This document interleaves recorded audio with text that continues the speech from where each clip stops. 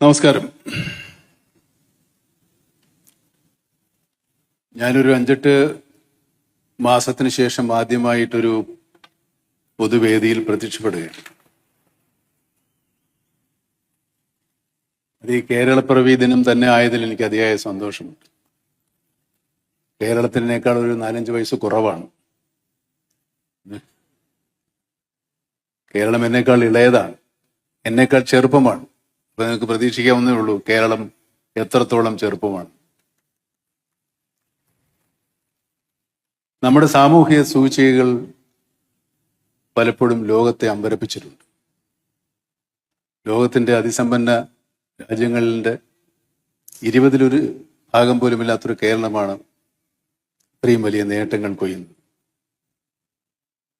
ഒരുപാട് സാമൂഹിക സേവന രംഗത്ത് നമ്മൾ ഒരുപാട് മുന്നിലാണ്, മറ്റു വളരെയധികം അപേക്ഷിച്ച് മുന്നിലാണ്.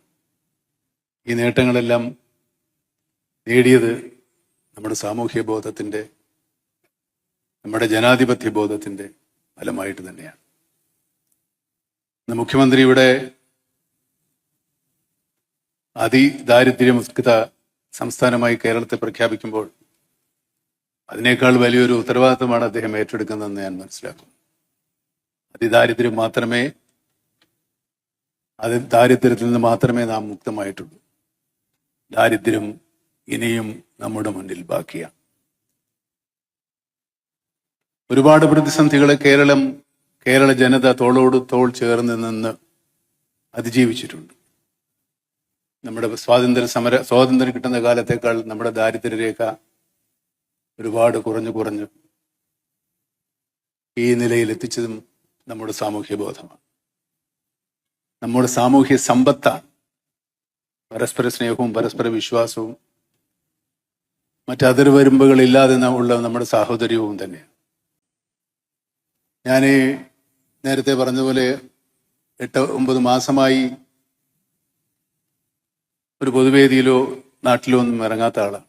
ഞാനിപ്പോൾ വന്നപ്പോൾ ഒരുപാട് കണ്ണഞ്ചിപ്പിക്കുന്ന വികസനങ്ങൾ ഉണ്ടായിട്ടുണ്ട്. ഞാനിപ്പോൾ എറണാകുളത്ത് നിന്ന് ഒരുപാട് ദൂരം യാത്ര ചെയ്താണ് വരുന്നത്. ഇപ്പോൾ യാത്ര ചെയ്യാൻ ബുദ്ധിമുട്ടാണ്.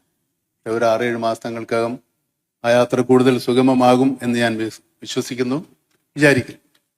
അത് വികസനം തന്നെയാണ്. പക്ഷേ വികസനമെന്ന് നമ്മൾ പറയുമ്പോൾ വികസനം ആരുടെ വികസനമാണ്? രാജപാതകളും വലിയ കെട്ടിടങ്ങളും നിർമ്മിക്കുന്നത് കൊണ്ട് മാത്രം നാം വികസിക്കപ്പെടുന്നില്ല. വികസിക്കേണ്ടത് നമ്മുടെ സാമൂഹ്യ ജീവിതമാണ്. സാമൂഹ്യ ജീവിതം വികസിക്കണമെങ്കിൽ ദാരിദ്ര്യം പരിപൂർണമായും തുടച്ചു മാറ്റപ്പെടണം. ദാരിദ്ര്യം പരിപൂർണമായും തുടച്ചു മാറ്റപ്പെട്ട സ്ഥലങ്ങൾ വളരെ അപൂർവമേ ഉള്ളൂ. എൻ്റെ അറിവിലില്ല. കേരളം പലതിനും മാതൃകയായിട്ടുള്ളതാണ്. കേരള ജനത അതിൻ്റെ എന്നും ആ സംരംഭങ്ങൾക്ക് പിന്നിലുണ്ടായിട്ടുണ്ട്. ഇതുപോലെ ദാരിദ്ര്യം തുടച്ചു മാറ്റാൻ ഞാൻ നേരത്തെ സൂചിപ്പിച്ചതുപോലെ തോളോട് തോള് ചേർത്ത് സാഹോദര്യത്തോടെ നമുക്ക് ദാരിദ്ര്യത്തെ നേരിടാം, ദാരിദ്ര്യത്തെ അതിജീവിക്കാം. ഏത് കണ്ണഞ്ചിപ്പിക്കുന്ന വികസനങ്ങളുണ്ടെങ്കിലും വിശക്കുന്ന വയറിന് മുമ്പിൽ ഒരു വികസനത്തിനും വിലയില്ല. ആ വയറുകൾ കൂടെ കണ്ടു തന്നെയാണ് വികസനങ്ങൾ നമ്മൾ കാണേണ്ടതും പൂർത്തീകരിക്കേണ്ടതും.